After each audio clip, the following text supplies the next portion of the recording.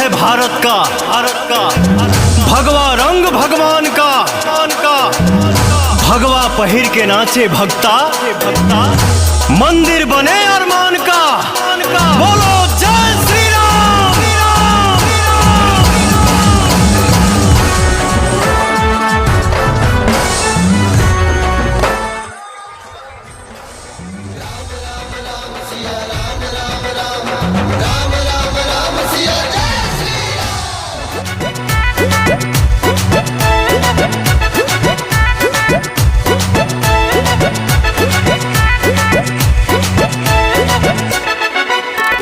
राम के नाम का झंडा, हाँ राम के नाम का झंडा लहरा है ये लहरेगा। हाँ राम के नाम का झंडा लहरा है ये लहरेगा। यह त्रेता में फहरा है, कलयुग में भी फहरेगा।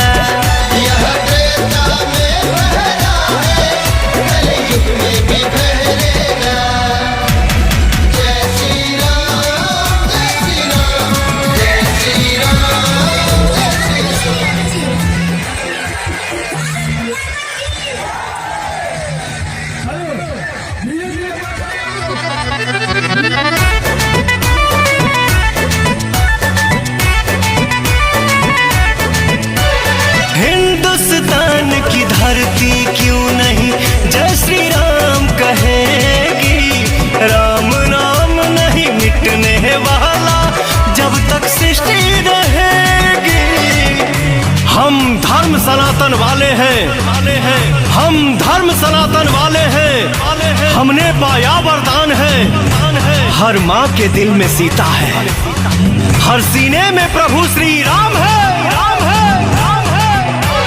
हिंदुस्तान की धरती क्यों नहीं जय श्री राम कहेगी।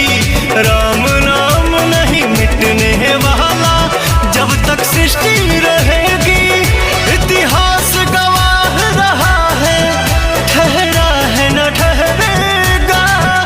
इतिहास गवाह रहा है, ठहरा है न ठहरेगा। यह त्रेता में बहरा है, कलयुग में भी फहरेगा। यह त्रेता में बहरा है, कलयुग में भी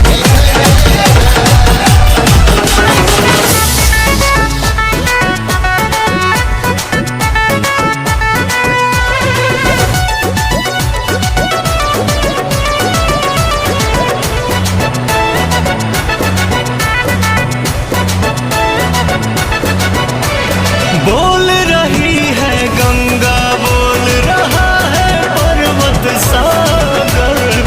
हर हिंदू के सीने में है राम नाम का आदर। हम मंदिर वहीं बनाएंगे, हम मंदिर वहीं बनाएंगे। कसम धरती माँ की है, अयोध्या तो एक झांकी है, अभी काशी मथुरा बाकी है।